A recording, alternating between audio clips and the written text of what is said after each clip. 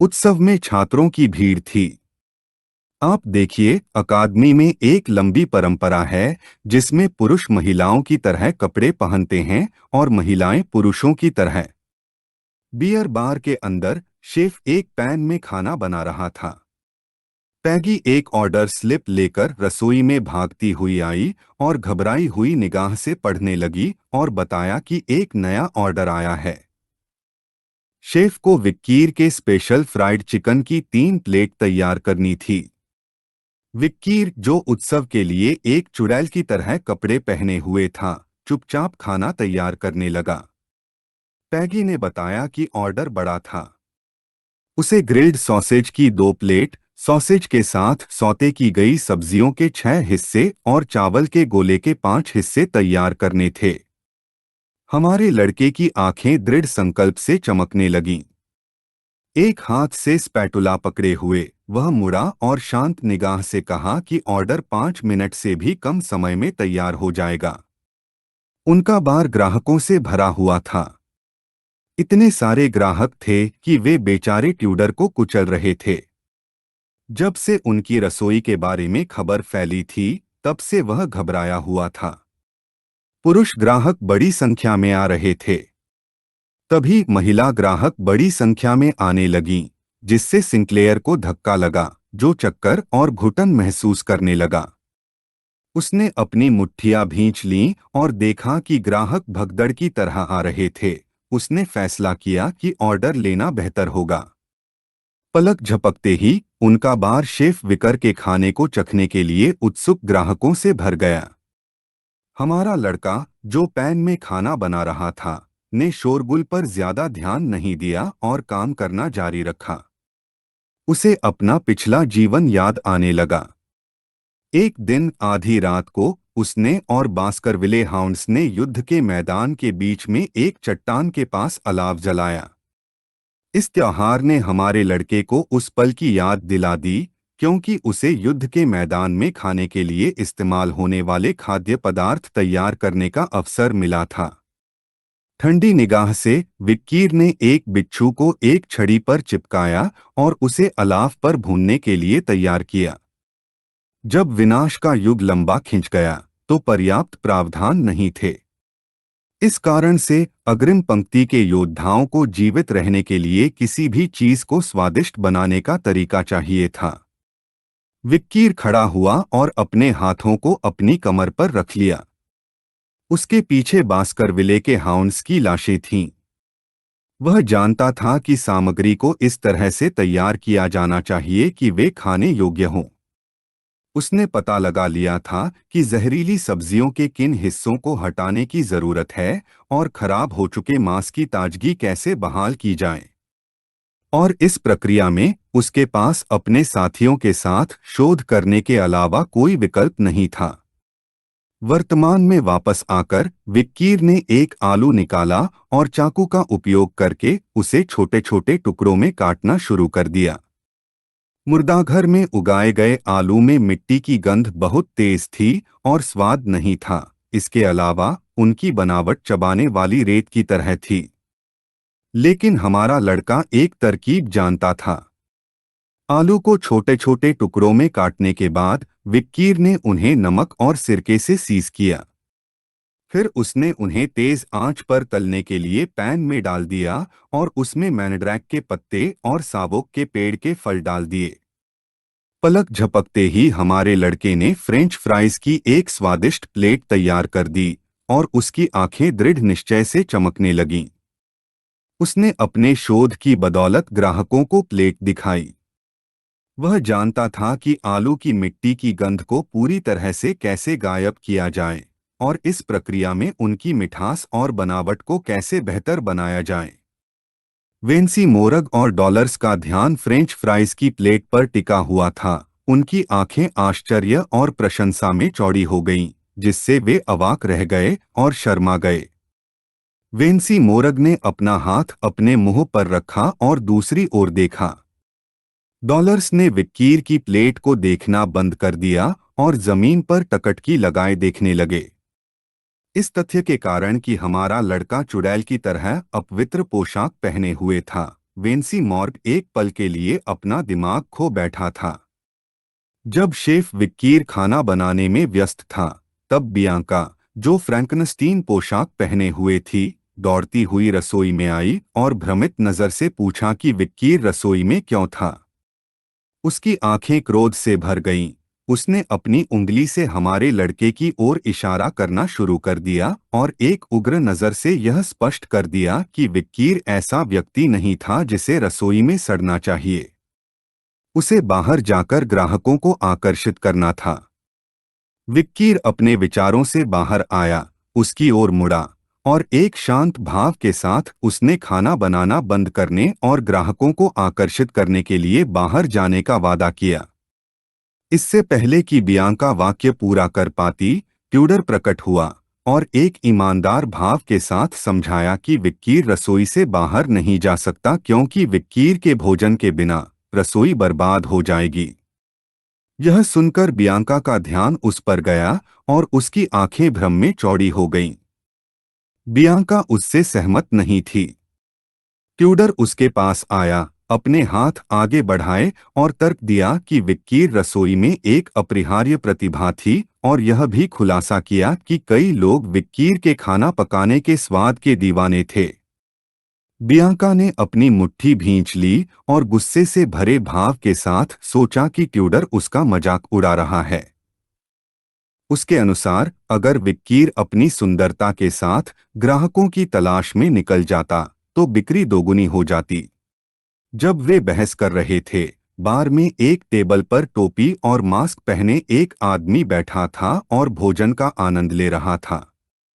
उसने खाने के बचे हुए हिस्से को नैपकिन से पोंछा और अपना ध्यान ट्यूडर और बियांका पर केंद्रित किया, जिससे उसकी आंखें चमकने लगीं, जिससे उसके चेहरे पर मुस्कान आ गई। उसे एक अंदेशा था और यह सच निकला। उस आदमी ने चाकू टेबल पर छोड़ दिया और मैना छोड़ना शुरू कर दिया। रसोई के अंदर होने के बावजूद विकियर ने मैना महसूस किया और उसकी आंखें डर से चमकने लगीं, जिससे वह सतर्क हो गया।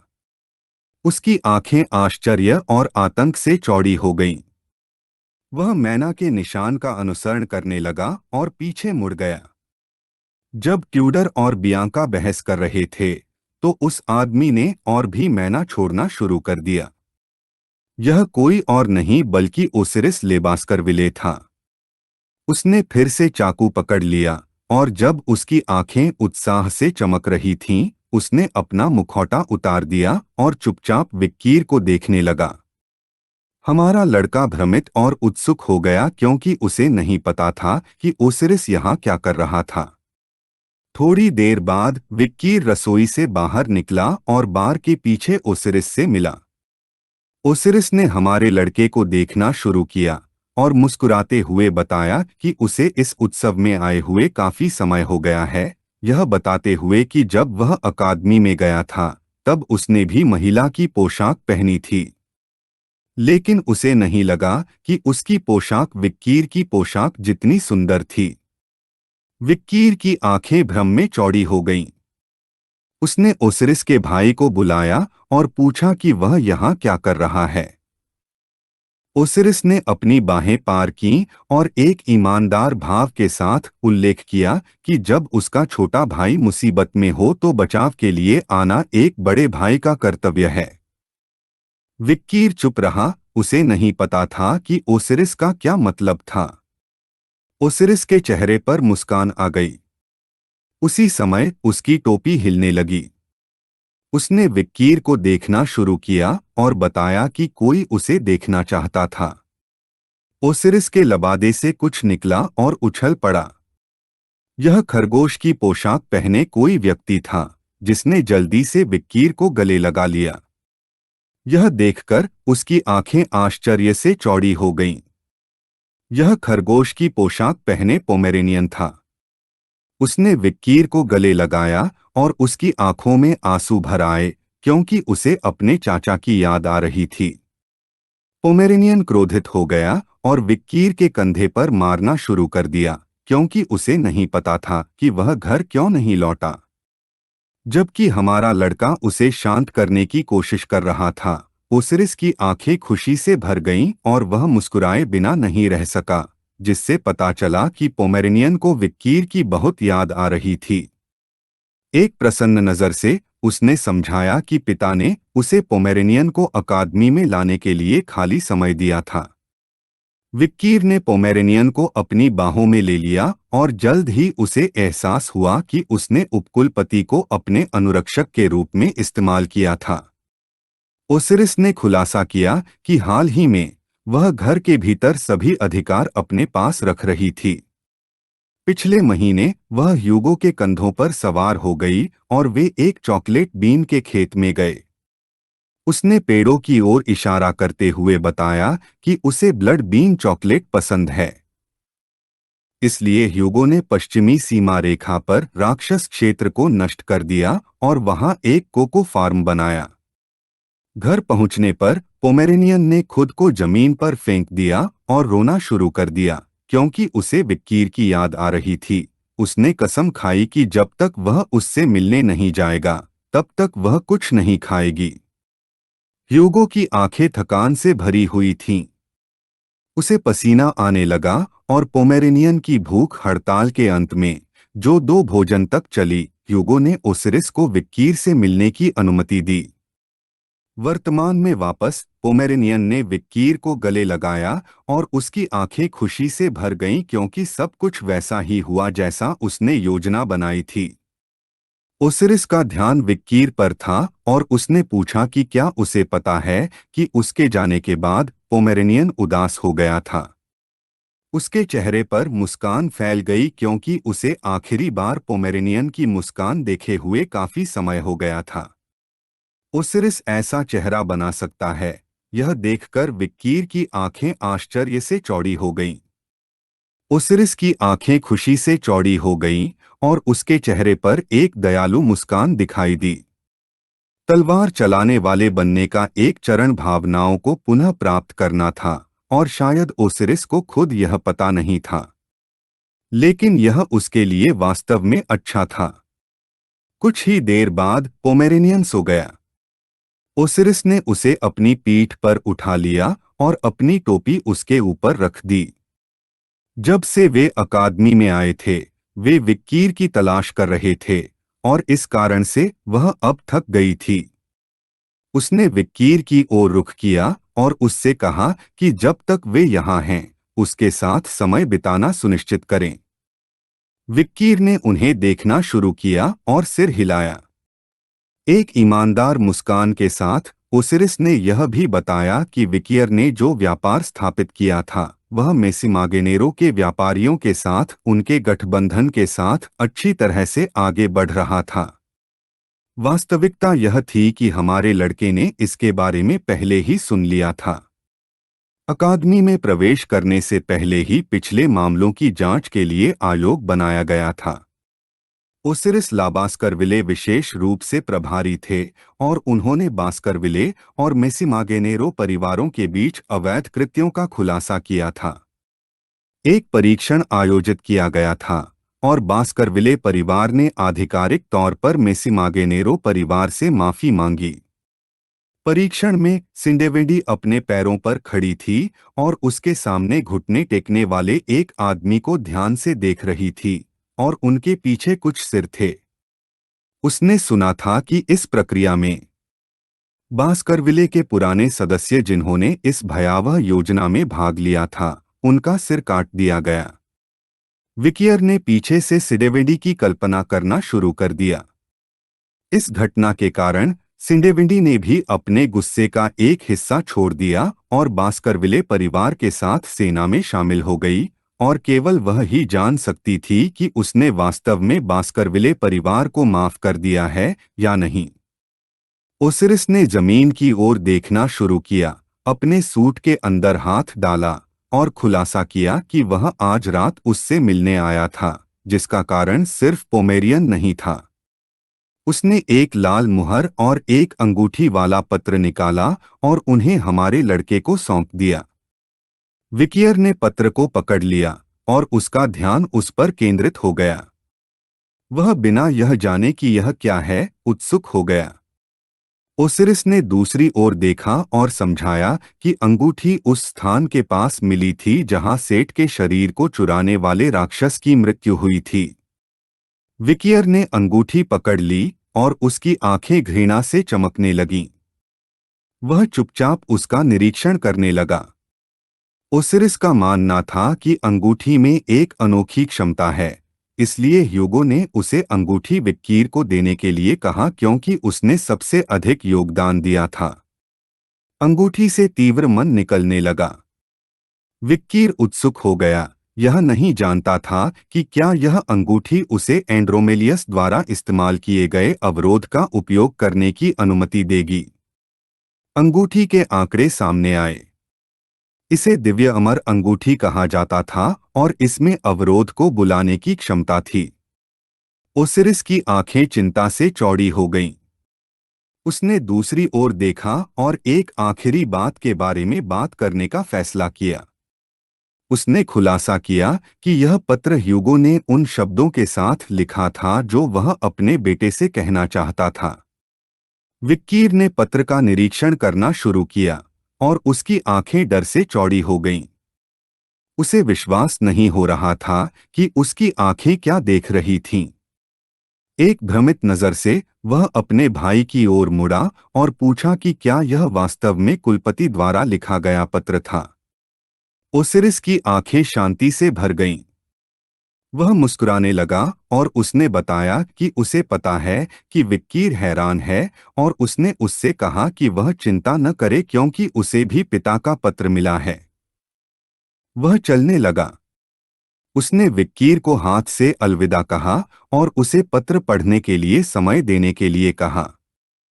हमारे लड़के ने पत्र रख लिया और एक जिज्ञासु और भ्रमित भाव के साथ उसने अपने हाथ से अपने भाई को अलविदा कहना शुरू कर दिया। सभी पुरुषों का ध्यान उस पर केंद्रित था। वे शर्माए बिना नहीं रह सके क्योंकि उन्होंने कभी भी उसके जैसी खूबसूरत महिला नहीं देखी थी। जिज्ञासा ने हमारे लड़के के मन को खा लिया। उसने पत्र खोला बिना यह जाने कि ह्यूगो उससे क्या कहना चाहता था। जब लोग उत्सव का आनंद ले रहे थे, विक्कीर ने पत्र खोला और उसे पढ़ने का फैसला किया। ह्यूगो जानता था कि जब तक विक्कीर पत्र पढ़ेगा, तब तक उसे अपने भाई ओसिरिस की तरह तलवारबाज बनने के बारे में सोचना चाहिए। विक्कीर का ध्यान पत्र पर केंद्रित था और उसकी आंखें आश्चर्य और भ्रम में चौड़ी हो गईं। वह कल्पना करने लगा कि ह्यूगो उसे घूर रहा है। उसे यकीन नहीं हो रहा था कि ह्यूगो को एहसास हो गया था कि उसका स्तर एक शीर्ष श्रेणी के स्नातक के बराबर है।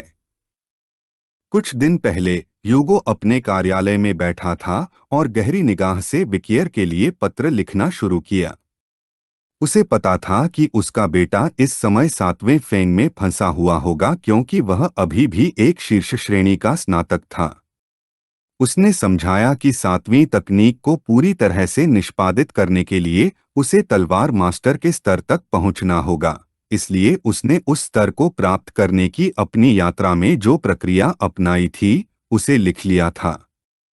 इसे पढ़ने के बाद विकियर को यह समझने में देर नहीं लगी कि ह्यूगो उसे तलवार मास्टर बनने का तरीका बता रहा था। पहले तो वह स्तब्ध रह गया, लेकिन फिर उसने पत्र को मोड़ दिया। उसकी आंखें घृणा से चमकने लगीं। यह देखकर उसने अपनी मुट्ठी भींच ली और दांत पीस लिए कि तलवार मास्टर बनने की यही प्रक्रिया है। जब लोग उत्सव का आनंद ले रहे थे, बार के प्रवेश द्वार के पास बियांका अपना सिर हाथ पर टिकाए बैठी थी। उसने अपनी आंखें बंद कर लीं और आहें भरने लगी क्योंकि उसे फिर से खुद को पेश करना था। तभी लंबे बालों वाला कोई व्यक्ति उसके सामने से गुजरा। यह देखकर उसकी आंखें आश्चर्य से चौड़ी हो गईं और उसका ध्यान बालों पर केंद्रित हो गया। वह बालों को देखने लगी और खुद को शर्माने और ईर्ष्या महसूस करने से नहीं रोक सकी। उसे नहीं पता था कि क्या हो रहा है। वे दो महिलाएं थीं, एक के बाल लाल थे और दूसरी के नीले और लाल बाल थे। वे सायरे और रोज थीं। सायरे ने अपनी मुट्ठी बांधी और गंभीर नजर से उत्सव में चलने लगी, जबकि दूसरी तरफ रोज उत्सुक हो गई और आसपास के माहौल को देखने लगी। मुखौटा पहनने के बावजूद बियांका जानती थी कि वह सुंदर है। सायरे के शरीर से वीर्य निकलने लगा और सभी पुरुषों का ध्यान उस पर केंद्रित हो गया। इस वीडियो का अंत है। अगर आप लोग अगला भाग देखना चाहते हैं तो हमारे चैनल को सब्सक्राइब करें, वीडियो को शेयर करें और लाइक करें।